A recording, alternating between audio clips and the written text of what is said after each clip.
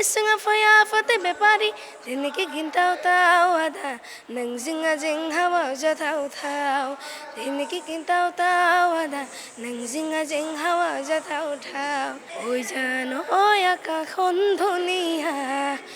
ओइ जानय তৰাৰে জিলিকা ওই জানই মনৰে সৰগত ওই জানই তুমি মোৰ মেনকা ওই জান দূৰণিতে ওই জান তুমি থাকা ওই জান সপোনত হয় ওই জান আমাৰ দেখা ওই জানই ওই জানই नंगौ बे समाव आं दायो दङ उदालगुरि जिल्लानि सिङाव थानाय रौता ओनसोलनि नायल' जाल' गंसेल' थांनाय गोलाव बोसोरनिफ्रायनो Rauta music college and fine arts school बेवहाय आं दंफैयो आरो बेवहाय मा हाबाफारि लानाय जायो आरो थांनाय गोलाव समनिफ्राय माब्लानिफ्राय गायसननानै दिनैसिम बेबायदि थासारियाव सफैदों आरो बेसेबां फरायसुलिफोरा बेवहाय बाहागो लाफैयो आरो मा जाफुंसार जादों ओनसोलाव बे नायल' जाल' गंसेल' मिउजिक रौता मिउजिक कलेजजों लोगोसे फाइन आर्ट्सआव माबोरैहाय फरायसाफ्रा आथिखालनि लाइमोनफ्रा बाहागो लादों आरो बेबायदि बाहागो लानायजों लोगोसे आथिखालनि जा बिटिआर सरकारा गोबां माने माखासे गावारि फसंथानफोरावबो मदद होनायनि थांना थानायनि बाथ्रा एबा मदद होनायनि बाथ्रा बुंबोबाय थानायखौ जों बे समाव मोनबोदों दा बेनि गेजेरावनो जे बेफोरखौबो आथिखालनि प्रमद बर्डनि सरकारा थारैनो मदद होदोंना होआखै नायसनाखै जेराव माखासे सरकारि बिथिङावल' नोजोर होदों नामा आथिखालनि सरकारा बेफोरखौबो नोंथांमोननियाव ग्राउन्ड जिर' रिपर्टनि गेजेरजों नोंथांमोननो जों बड'लेण्ड बुब्लिनिफ्राय दिन्थिनो नाजादों बे समाव जोंहा बे Rauta music college and fine आर्ट्सनि बिबुंगोरा थामहिनबा प्रिन्सिपाल बिथाङा दङ आरो लोगोसे गोबां बिथांमोननिनो जा फरायसाफोरनि बिगोमा पेरेन्टस एबा बिथांमोना माखासे दैदेनगिरि बिनि दङ आरो बे दैदेनगिरिफोरनिफ्राय दिनैनि बे जाबायदि जों एक्सक्लुसिभ रिपर्टनि गेजेरजों ग्राउन्ड जिर' रिपर्ट नायगिरना जों बे रौता मिउजिक कलेजसिम फैदों आरो बिथांनिफ्राय जों माखासे मानि बाथ्राखौ मिथिगोन आरो लोगोसे आथिखालनि जा प्रमद बर'नि दैदेननाय सरकार बिथाङा जाबायदि फोरमायदों गावारि थांना थानो थाखाय गावारि फसंथानफोरावबो माखासे सरकारनिफ्राय मदद होनायनि बाथ्रा होनना बुंदोंमोन जों बिथांनिफ्राय मिथिगोन जे एबा मिथिनो नाजागोन थारैनो बिथांमोना बाथ्रायाल' बुंदों ना प्रेक्टिकेलि बिथांमोना मदद होदों दा बेबायदि जों मिथिनो नाजागोन बे समाव जोंनि बड'लेण्ड बुब्लिनिफ्राय नोंथांखौ बरायनाय थाबाय लोगोसे नोंथाङा जे बेवहाय बिबुंग्रा महरै दङ रौता मिउजिक कलेज लोगोसे फाइन आर्ट्स स्कुल दा बेवहाय नोंथांमोना दिनैसिम बेबायदि सफैनो माबोरै थासारि सफैदों आरो बेसेबां गोलाव समनिफ्राय बेबायदि जार्निया खुलुमबाय बड'लेण्ड बुब्लि नोंथांमोननि मिडियाखौ बरायग्रोबाय बे स्कुल गायसननायनि जि मायथाइया 1985 मायथाइयाव गायसनदोंमोन आरो बे समावहाय 1985 जेब्ला बे मिउजिक कलेजखौ Rauta music college and fine art college school बिनि सिगां रौता मिउजिक कलेजल'मोन बियो कारन बेवहाय आर्ट्स गैयामोन गिबि गायसननायावहाय आरो बे फरायसालिया बे रौता मिउजिक कलेजआ प्रथमबारावहाय जों मिथिनायाव आरो जों गैयामोन बे समाव दन्दसरिया हाई स्कुलावहाय हायार सेकेन्डारि स्कुलावहाय बेखौ प्रथम फोरोंनाय जादोंमोन आरो बे स्कुलखौ बेयाव सालायजेननाय जादोंमोन बे आरो बे स्कुल सालायजेननायावहाय प्रथमाव दंमोन जोंनि पुरमल दैमारि बिथाङा बावैसो 2-3 बोसोरसो सिगाङावहाय बिथाङा रुंसारि जालांबाय बिथाङा आरो दोङोमोन सान्ति टेका होननाय दङमोन सान्ति टेका बिथांमोननि दैदेननायाव बे रौता मिउजिक कलेजखौ गायसननाय जादोंमोन आरो बिनि उनावहाय दन्दसरिया हायार सेकेन्डारि स्कुलावहाय बेवहाय गोजानद्राय जायो होननानै 811 एलपि स्कुल रौता सारियालि बे टाउनाव दङ टाउननि नांजाबनाय बेवहाय लानानै फैदों जेब्ला दन्दसरिया हायार सेकेन्डारि स्कुलनिफ्राय लाबोनाय लोगो लोगो बै समावहाय गोबांखिनि खस्थ'मोन कारन बेबायदि सरकारनिफ्राय माखासे बेबायदि स्कुल सालायनो अनसुंथाइ बेबायदि मोनबोनाय जायाखैमोन आरो गोबांखिनि जोंनि रायजो राजा आरो फरायसुला फरायसुलिफोरनि गोसो गोरबोआव बियो बिराद बिदि गोनांथार बे साबजेक्टआ बियो हाबाखैमोन आरो बिराद इम्पर्टेन्ट साबजेक्ट होननानै बयबो साननानै गनायनानै लायामोन दा बेबायदि हिसाबै गोबांखिनि खस्थ' सलायनो थाखाय मोननायनि थाखाय बिथांमोना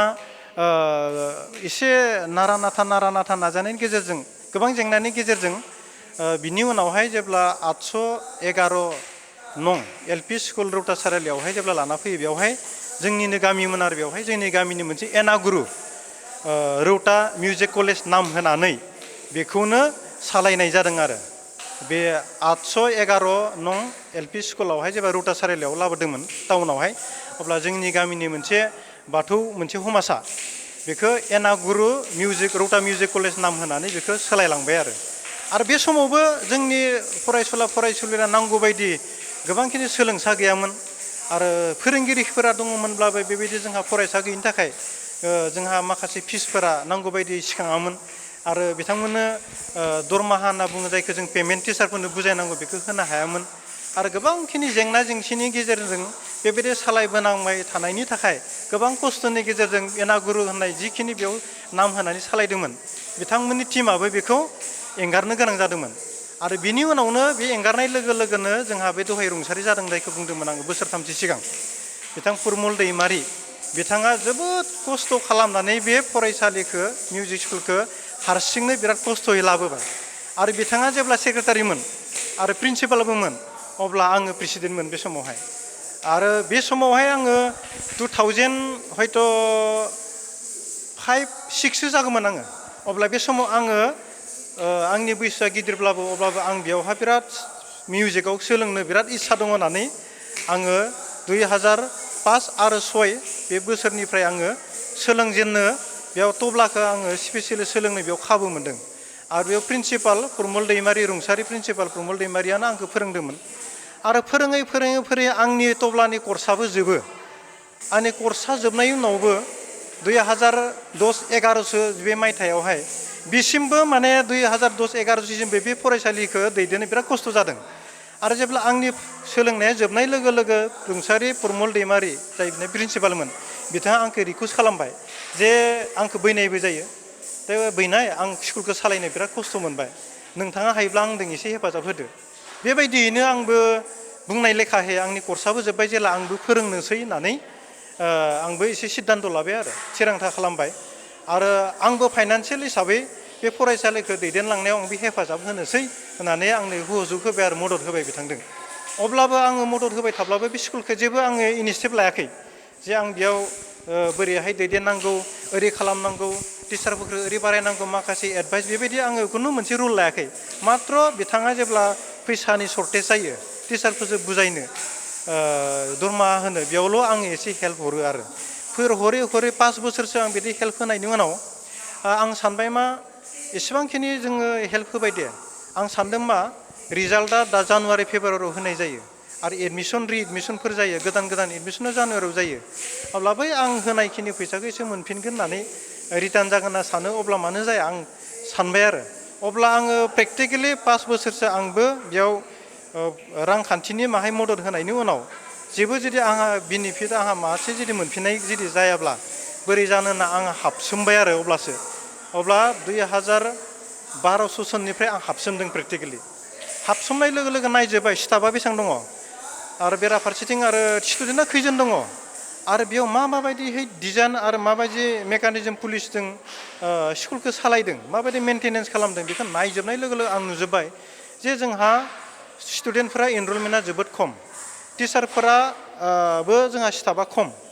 आरो बेबायदि खमजों हिसाबै माखासे कुवालिटिखौ जों होनो हायाखै माखासे स्टुडेन्टफोराबो नांगौ बायदि फैयिनि थाखाय जों फिसखौ दिखांनो हायाखै ओंखायनो स्कुलखौ सालायनो हायाखै आरो फोरोंगिरिफोरा फिस नांगौ बायदि मोनैखाय सोरबाया बोसोरसे बोसोरनै फोरोंनायनि उनाव आरो गारनानै थाङो बेबायदि आलाय सिलाय जाबोदों आरो ओमफ्राय आङो जेब्ला 2012आव आङो फुरा प्रेक्टिकेलि हार्ट एन्ड सोल्डहै आं बेयाव हाबसोमनानै नायबाय जे मा खालामनांगोन बेयाव हमदांनानै मोनबाय अब्ला बेयाव आं मोनसे थांखि लाबाय आङो प्रिन्सिपालजों रायज्लायनानै जे ओरैबायदि खालामसै बेनार एडभार्टाइज खालामसै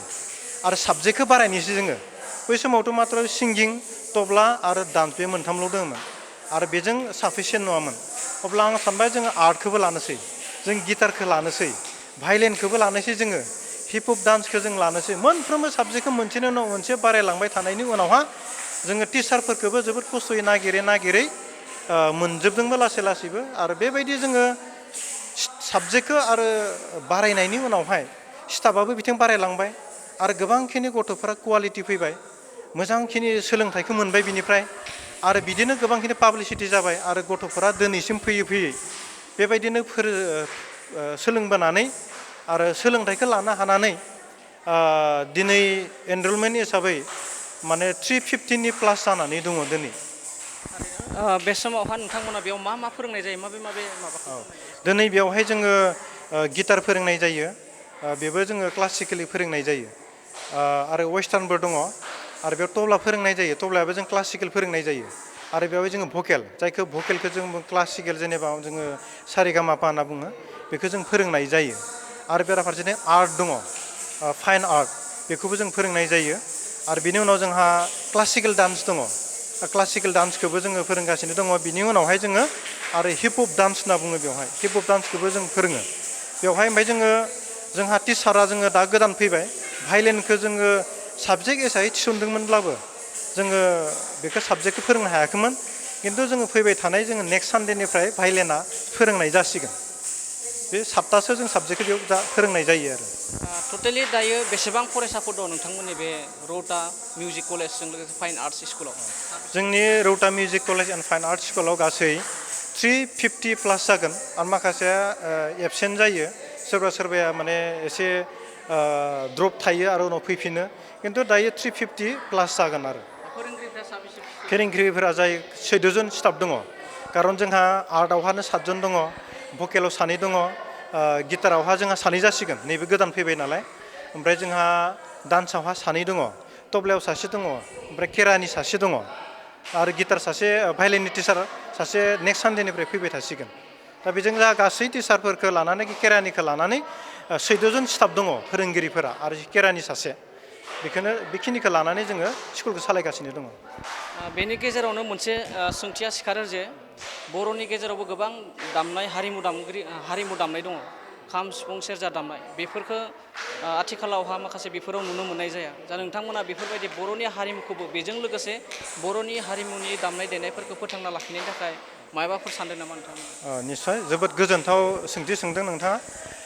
जोङो बर'नि जे ट्रेडिसनेल, जोङो बेखौथ' जोङो मोनसे बर'नि आंगो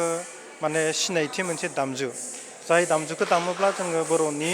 माने आगजु होनना सिनाय जायो, आरो बर'नि आगजुखौ दामनाय लोगो लोगोनो बे दामग्राया सोर बेखौ सिनायथि जायो। आरो बेखौ जोङो अलरेडिहै जोंनियाव गोबांखिनि सेन्ट्रेलनि डिस्ट्रिक्टनि जोंहा फोरोंनाय टिचार दङ, बेयाव मोसानाय बागुरुम्बानि ट्रेडिसनेल जोंहा सेरजा दामनाय, खाम दामनायनि फोरोंगिरिफोर गोबांखिनि दङ। आरो बियो जोङो केडिसि होननाय दङमोन उदालगुरियाव सेन्टार, आरो बे केडिसिसि सेन्टार होननाय जोङो ट्रेडिसनेल मात्र बेयाव बागुरुम्बा मोसानाय ट्रेडिसनेल आरो सेरजा दामनाय, सिफुं दामनाय, खाम दामनायल' बेयाव फोरोंनाय जायो।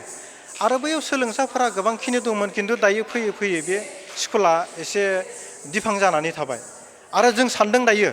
जोङो बेबायदि फर्मेलि फरायसालि गायसननानै बे दोरोङारि दामनाय मोसानायखौ जोङो फोरोंनायनि मोनसे जों खालामनो हायाखैब्लाबो जों सावरायबाय थादों,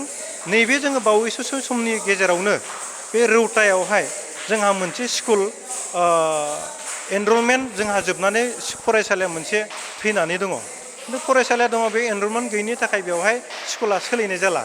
बेयाव जोङो टिचारफोरखौ लानानै माखासे ओनसोलनि स्कुलफोरखौ लानानै जों सावरायबाय थादों, बेयाव बर'नि दोरोङारि जिखिनि दामनाय मोसानाय बागुरुम्बाखौ जोङो बावैसो समनि गेजेरावनो बे फरायसालियाव जोङो बेखौ जों फोरोंनाय मोनसे जोङो फरायसालि हिसाबै जों गायसननो आखायाव लादों जों बेखौ। थारैनो बे समाव आं मोनसे राजखान्थि बिथिङाव थांनोसै, मानो होनना बुङोब्ला आथिखालनि जा प्रमद बर'नि सरकारा गोबां सेल लादों, जेरै आबाद बिफानावबो, सोलोंथाइ बायदि बायदि XYZ माने फिसा माखासे बिथिङावहा नोजोर होनायनि बाथ्रा बुंदों। दा बे समाव नोजोर होनायजों लोगोसे मदद होनाय बुंदों। दा नोंथांमोननि बेफोरबायदि मिउजिक स्कुलफोराव, प्राइभेट मिउजिक स्कुलफोराव एबा गावारि फसंथानफोरावबो माखासे जौगानायखौ लाबोनो थाखाय मदद होनाय बाथ्रा बुंदों। थारैनो नोंथांमोना बेफोरबायदि सरकारनिफ्राय मदद एसेसो मोनदों ना मोनाखै, आरो थांनाय समाव मोनदों ना मोनाखै? जोबोद माने गोनांथार मोनसे सोंथि सोंबाय नोंथाङा। जोङो थांनाय बारावहाय जोङो गोबांखिनि जोङो दरखास्त होदोंमोन, गोबांखिनि एप्लिकेसन जों होबोदोंमोन, नाथाय बियो दिनैसिम बै समसिम आरो नैबे बिटिआर सुक्ति जिखिनि जोंहा सिगाङाव जि गभर्नमेन्ट बुंबाय थायोमोन, बिथांमोननिफ्राय जों थाइसे थाखा जोङो मोननाय जायाखै। खिन्थु जोङो दिनै दानि बिटिआर सरकारनि जि CM प्रमद बर' सार, बिथांखौ रोजा रोजा आंनि गोसो गोरबोनिफ्राय साबायखर बावदों। बिथाङा नैबे देग्लायसो बावैसो मास मोनसेसो सिगां बिथाङा जोंनि बे रौता मिउजिक कलेजनि Rauta music college and fine art स्कुलनि मुङावहाय 2 लाख रां अनुदान नैबे स्कुल फरायसालि मिउजिक स्कुला जौगालांनायनि खामानि मावनांगौ जाहाथे गोख्रोंसिन जाबावो बिनि मुङावहा 2 लाख अनुदान मोनसे अनसुंथाइ होदों बिनि थाखाय जोबोद रोजा रोजा जोङो साबायखर बावदों आरो बेल' नङा जों हारिमुजों आं लोब्बा थानाय हिसाबै आरो हारिमुखौ सासे मोजां मोनग्रा हिसाबै बे फरायसालिनि अनगायैबो आं खोनादों जों खबरखौ होलायदों गोबां बेबायदि मोनसे फरायसालि फसंथान अनुष्ठानफोरावहा हारिमु सिबिनायावहाय जाहाथे साफ्रोमबो फरायसा फरायसुलिफोरा मोजां मोनसे सोलोंथाइ लानानै गावनि मोनसे केरियारखौ हारिमु बिथिङाव मोनसे जायगा आवग्रिनो हायो बे स्कपखौ लानो थाखाय सुबिदा मोननो थाखायबो फरायसालिखौ स्ट्रं खालामनो थाखाय प्रमद बर' सारा गोबांखिनि फरायसालियाव होदोंनाय जोङो खोनादों बेखौ जोबोद धन्यबाद बावदों आरो माखासे आर्टिस्टफोराबो जोङो मोनदों होननाय खोनादों जोंनोबो खोन्थादों आरो बिथांखौ बेबायदि हारिमु बिथां सिबिसुला बिथांमोनखौ सिबिनायनि थाखाय आरो जोंनि फरायसालिखौबो मिउजिक स्कुलखौबो नायनायनि थाखाय प्रमद बर' सार बिथांनिसिम रोजा रोजा साबायखर बावहरदों बे समाव जोबथायाव नोंथां सुंद'यै रायजो राजाफोरनिसिम मा खावलायगोन जे गावनि गथ' गथायफोरखौ फरायसालिनि सोलोंथाइनि अनगायैबो बे एक्सट्रा एक्टिभिटिसखौ लालांनांगौ बेखौ लानानै माबायदि जोबोद गोनां सोंथि जों सानदों मा फरायनायजों लोगोसे जोङो माने एक्सट्रा कारिकुलाम जायखौ बुङो आरो दिनैनि दिनावहाय जों फरायनायल'जोंबो जाया जों फरायनायजों लोगोसे नैबे जोङो दामनाय देनाय अनलि कालसार बे नङा कालसारजों लोगोसे हारिमुजों लोगोसे जों गेलेनाय दङ गेम्स एन्ड स्पर्ट्स दङ जाय जेखौ जेरै मोजां मोनो सोरबाया फरायनायजों लोगोसे सोरबाया खन्थाइ लिरनो मोजां मोनो दा बेबायदि हिसाबै जोंनि बे रौता मिउजिक कलेजावहाय जों फरायनायजों लोगोसे जे फरायसाफोरा नैबे एक्सट्रा कारिकुलाम एक्टिभिटिसखौ लानायजों लोगोसे जोंनि गथ'फोरनि जि माइन्ड जोंनि साननाय हनाया मोनसे शार्प मोनसे जोङो मोजां मोनसे हस्त' मगज मोनसे गियानखौ जों मोननो हायो आरो फरायनायाव गोबांखिनि हेफाजाब होयो दा बेखौ लानो थाखाय दिनै रायजो राजाखौ आं खावलायदों जाहाथे मोनफ्रोमबो जोंनि हारिमुआवल' नङा फरायनायजों लोगोसे गेलेनाय दामनाय देनाय मोसानाय गासैयावबो बिथिङावहाय जोङो गथ'फोरखौ सुबिदा होनांगौ सोलोंनो खाबुखौ होनांगौ आरो इयुननि समाव रायजो राजाफोरखौ जों गुरैयै खावलायदों जों मोनफ्रोमबो बिथिं फरायनायजों लोगोसे बे एक्सट्रा कारिकुलाम एक्टिभिटिफोरखौ जोङो सोलोंनो थाखाय खाबुखौ होनांगौ आरो बे खाबुनि गेजेरजों गथ'फोरा जोबोदखिनि मोनसे साननाय हनाय जोंनि गाज्रि गियानफोरा गाज्रि माखासे बारहावाफोरा साफिनो थाखाय साफिनो थाखाय आरो बेंना लानो थाखाय बेखौ खाबु मोना गाज्रि गियानफोरा आरो बे एक्सट्रा कारिकुलाम जे मोसानाय दामनाय देनाय गेलेनायफोरजों गोबांखिनि गथ'फोरखौ सेभ खालामनानै लाखिनो हायो गाज्रिनिफ्राय थारैनो बे समावहा Rauta music college and fine arts school बिथांनि बिनि बिगुमा रन्जित नार्जारि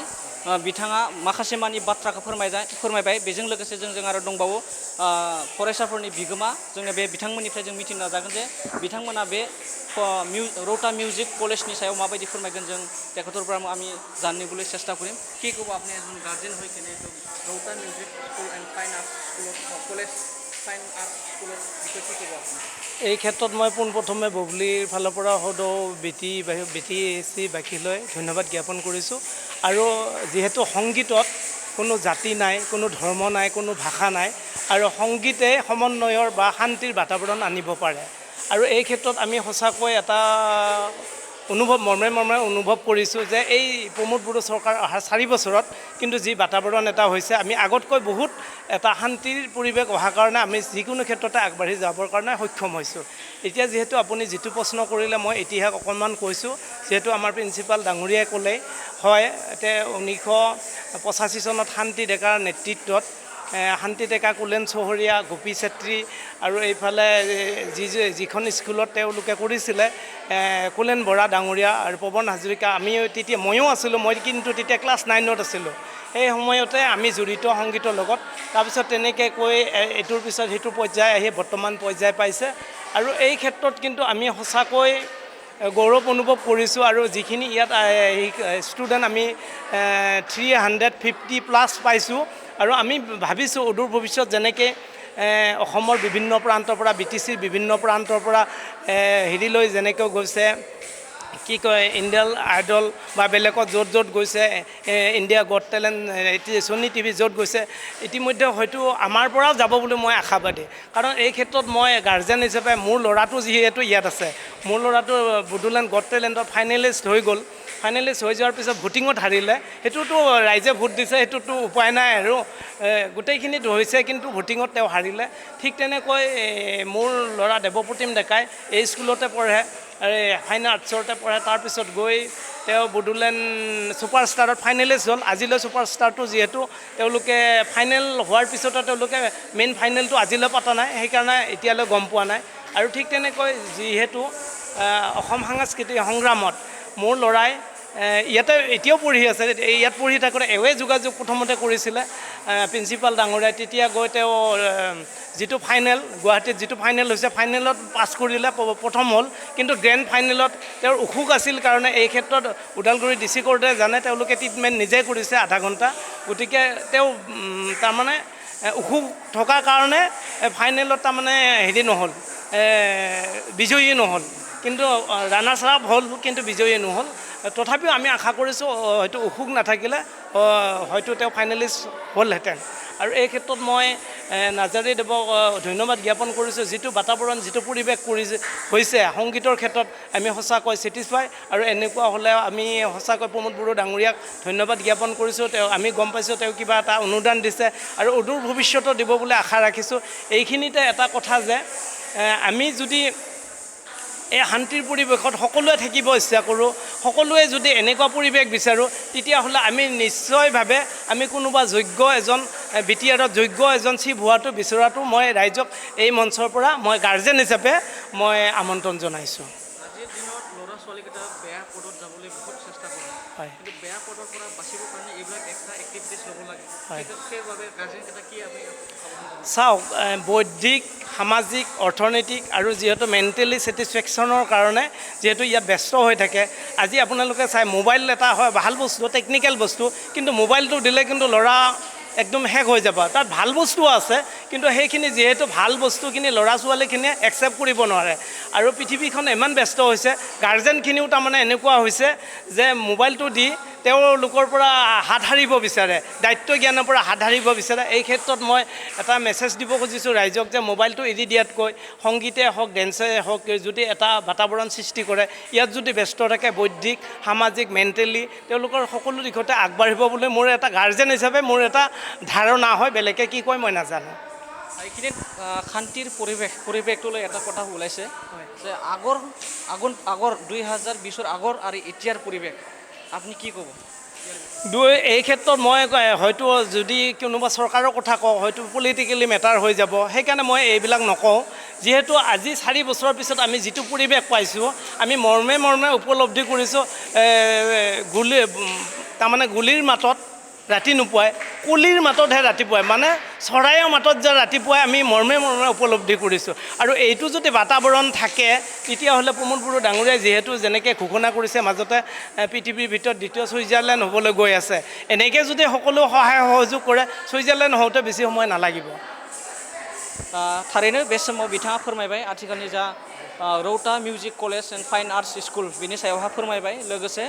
आरो बिथाङा आथिखालनि जा थासारिखौ लानानै गोबां फोरमायबाय लोगोसे आरोबाव जोंहा सासे दंबावो जे बिथाङाबो सासे गार्जेन কি ক'ব আপুনি रौता मिउजिक कलेजৰ হয় নমস্কাৰ ল'ব এই আপোনাৰ বড়োলেণ্ড বুবলি নিউজ 24 চেনেললৈ সকলোকে মোৰ বিটিআৰবাসী ৰাইজৰ মানে শুভেচ্ছা জ্ঞাপন কৰিছোঁ ইয়াতে চাওক আজি এই যে ৰৌতা যিটো music school and fine arts এই যিটো কালচাৰ ইয়াতে মানে যথেষ্ট ষ্টুডেণ্টবিলাকৰ কাৰণে বৌদ্ধিকভাৱে বহুত আপডেট হৈছে আৰু এই ক্ষেত্ৰত আমাৰ ইয়াতে ডেন্স আছে আপোনাৰ কথক নৃত্য আছে ক্লাছ আৰু ভোকেল আছে আৰ্ট আছে ইয়াৰ পৰাই আপোনাৰ ফেশ্বন ডিজাইনাৰ ইয়াৰ পৰাই চিলেক্ট হৈ লাহেকৈ মানে কিবাটো পায় আৰু ইয়াত নাথাকিলে মানে সেই সুযোগবিলাক নাপায় আৰু ইয়াৰ পৰা বিভিন্ন কৰ্মশালাবিলাক ৱৰ্কশ্বপবিলাক হয় যেনেকুৱা ইয়াতে ড্ৰামা প্ৰেক্টিছ হৈ গ'ল আগতে বিভিন্ন ক্ষেত্ৰত মানে যথেষ্ট ল'ৰা ছোৱালীবিলাকৰ মানে আহি থকা সময়ত এটা ভাল পদক্ষেপ বুলি মই ক'ব খোজোঁ আৰু মই এই চেগতে এটা কথা ক'ব খোজোঁ এটা মিউজিক স্কুল হিচাপে এটা পাৰ্মানেণ্ট মানে এটা কাৰ্যালয় লাগে এটা স্কুল এখন লাগে এইটো চৰকাৰক মই আহ্বান জনাওঁ যাতে আহি থকা সময়ত এখন পাৰ্মানেণ্ট ৰৌতাৰ মিউজিক স্কুল বা ফাইন আৰ্টৰ এই স্কুলৰ কাৰণে ৰৌতা মিউজিক কলেজৰ কাৰণে এটা গৃহ আবণ্টন যাতে দিয়ে মই চৰকাৰক আহ্বান জনাইছোঁ লগতে এটা কথা মই ক'ব খুজিছোঁ আজি ৰৌতাৰ যিটো এই কালচাৰ যিটো মানে এটা বাতাবৰণ এই স্কুলটোৰ মানে ষ্টুডেণ্ট আপোনাৰ বেছিমাৰি লালপুল খাৰপেটীয়াৰ পৰা আমাৰ ইয়াত ষ্টুডেণ্টবিলাক আহে আপোনাৰ ওৰাং মাছবাট ওদালগুৰি এইটো পাৰ্টৰ পৰা মানে বহুতো ষ্টুডেণ্টবিলাক আহে আৰু আহি থকা সময়ত এই ল'ৰা ছোৱালীবিলাকে অকল শিক্ষাৰে নহয় এই বিভিন্ন লাইনত মানে আগবাঢ়ি যাব পাৰিব আৰু সকলোৰে এটা মংগল কামনা কৰি আৰু গাৰ্জেনসকলেও চিন্তা কৰিব লাগিব গাৰ্জেনসকলেও যাতে ল'ৰা ছোৱালীবিলাক কেনেকৈ কি লাইনত নিলে আমি এই ছানডেটোত এটা যদি ধৰক আমি এই লাইনত আমাৰ ধৰক ষ্টুডেণ্টবিলাক আগুৱাই নিওঁ আহি থকা সময়ত যথেষ্ট ডেভেলপ হ'ব আমি ষ্টুডেণ্টবিলাকৰ লগতে আমাৰ বিভিন্ন ক্ষেত্ৰত কৰ্মসংস্থানৰ ব্যৱস্থাবিলাক তেওঁলোকে ল'ব পাৰিব এইখিনি কৈ সকলোকে ধন্যবাদ জ্ঞাপন কৰিছোঁ আৰু আহি থকা সময়ত পাৰিলে আৰু কিবা কম বুলি মই ভাবোঁ আৰু थारैनो बे समाव आरो जोंहा मोनसे बाथ्रा थालांदों जे बे Rauta music college and fine arts स्कुलावहा माबे बिथिंजों एबा माबे हाबाफारि लानाय जायो बेखौ जों सुंद' समनि गेजेरजों मिथिनो नाजागोन जे नोंथांमोना बेवहा माबे हाबाफारि लाखो जेरै बड'लेण्ड बायदि दङ दा मा लाबोखो नोंथांमोना जों बेवहाय साबायखर बे सोंनायनि थाखाय जोङो बेवहाय गथ'फोरखौ जोङो गुबुन जिखिनि कम्पिटिसनफोर जायो बिदिनो बड'लेण्ड गट टेलेन्ट सुपारस्टार आरो माखासे फेशन डिजाइन बेवहाय मडेल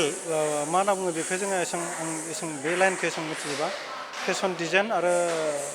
मडेलिं बेवहाय बे फरायसालिनिफ्राय जों गोबांखिनि जायगायावहाय पार्टिसिपेट जों खालामहैनाय जायो आरो बेजों लोगोसे जोङो एजुकेसन जोङो ट्रिप होनना बुङो जायखौ बुंदों जों बेवहाय जों बाहेराव लांनाय जायो आरो बेयाव लाङोबा बेरायनोल' लाङा जोङो प्रेक्टिकेल एग्जाम जायो जायखौ जे प्रेक्टिकेल एग्जाम जे आर्टनि जोङो साबजेक्टखौ जों बहाबा भैरबखुन्द जों बहाबा तेजपुर अग्निगड़ बेफोराव लांनानै प्रग्राम खालामनानै जोङो बेयाव एग्जामखौ फाथिहैयो बे एग्जाम फाथिनायजों लोगोसे बेयावहाय जोङो गोबांखिनि कम्पिटिसन बेखौ जों लाहैनाय जायो भैरबखुन्दआव जों लाहैबाय थादों आरो बोसोरै जों लाहैनाय जायो आरो बेजों लोगोसे जोंहा मा जायो जोंनि फरायसुला फरायसुलिनिफ्राय नैबे स्कुलनि अनगायैबो जोङो आसाम गभर्नमेन्टनि आन्दारावहाय जिखुनु सामार भेकेसन वर्कशप 10 days आरो जोंहा 15 days बिदि जोङो फैबाय थायोमोन बे रौता मिउजिक कलेजनि दैदेननायावनो जोङो माखासे आसाम स्टेटनि जे सामार भेकेसन जों वर्कशपखौ जों नैबे फरायसालियावनो जों लाखांबाय आरो बिनि उनावहाय जोङो थांनाय बोसोराव माहा लादों जोङो उदालगुरियाव लानाय जादों उदालगुरियाव जों लाहैदों जों बे स्कुलनि दैदेननायावनो बेबायदि माखासे हाबाफारिखौ जोङो लाबाय थानाय जायो थारैनो बे समाव Rauta music college and fine arts school बेनि गेजेरजों गोबां मानि बाथ्राखौ मिथिबाय जे लोगोसे बेजों लोगोसे जा आथिखालनि थासारि बेखौबो लानानै माखासे गार्जेनफोरा फोरमायबाय आरो बे समाव बेनि जारिमिन जा Rauta music college and fine arts school बेनि गेजेरजों बेयो माब्रैहाय गायसनजादोंमोन आरो दिनै माब्रै थासारि आरो आथिखालनि जा प्रमद बर्डनि सरकारा जाखिनि बाथ्रा बुंदों गावारि फसंथानजों लोगोसे गुबुन बिथिङाव थांना थानायनि राहाजों लोगोसे बेफोरबायदि फसंथानखौ फोथांना लाखिनो थाखाय मदद होनायनि बाथ्रा बुंदोंमोन थारैनो बिथाङा बुंनाय बायदिब्ला मदद होदों होनना बुंदों लोगोसे फैबाय थानाय समावबो बेफोरबायदि बिथाङा मदद मोनगोनखौ आसा खालामदों लोगोसे माखासे गार्जेनफोरा बेनि गेजेरजोंनो आथिखालनि सरकारखौ खावलायदों दि जाहाथे बे Rauta music college and fine arts स्कुलनि जाबायदि अरायथा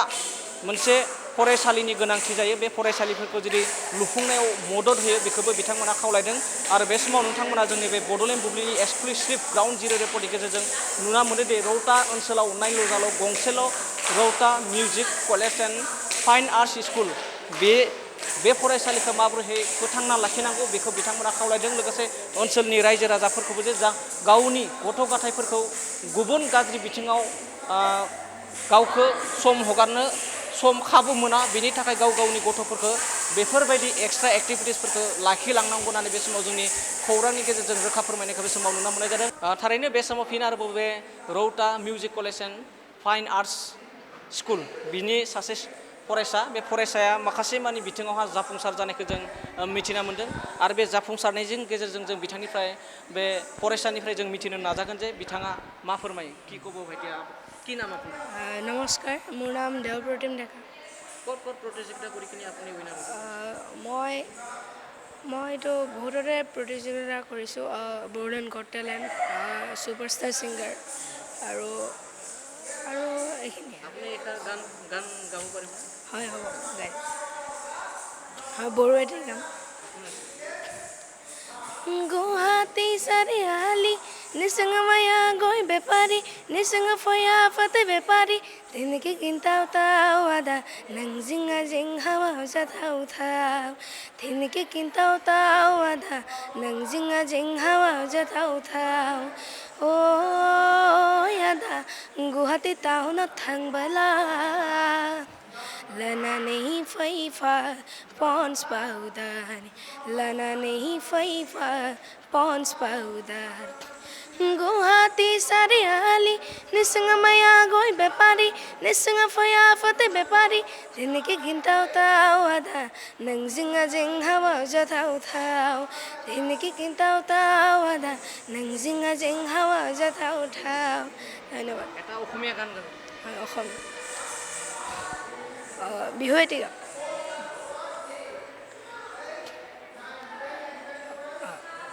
ঐ জান ঐ আকাশখন ধুনীয়া ঐ জান ঐ তৰাৰে জিলিকা ঐ জান ঐ মনৰে সৰগত ঐ জান ঐ তুমি মোৰ মেনকা ঐ জান দূৰণিতে ঐ জান তুমি থাকা ঐ জান সপোনত হয় ঐ জান আমাৰ দেখা ঐ জান ঐ জান थारैनो बे समाव नोंथांमोना नुना मोनबाय जे बे समाव Rauta music college and fine arts स्कुलनि सासे फरायसाया बिथाङा बर' मेथाइ खनदों लोगोसे बिथाङा गोबां मानि बेफोरबायदि बादायनायावहा देरहासार जादों होननानै जों मिथिना मोननाय जादों आं बड'लेण्ड बुब्लिनिफ्राय राजिब बसुमतारी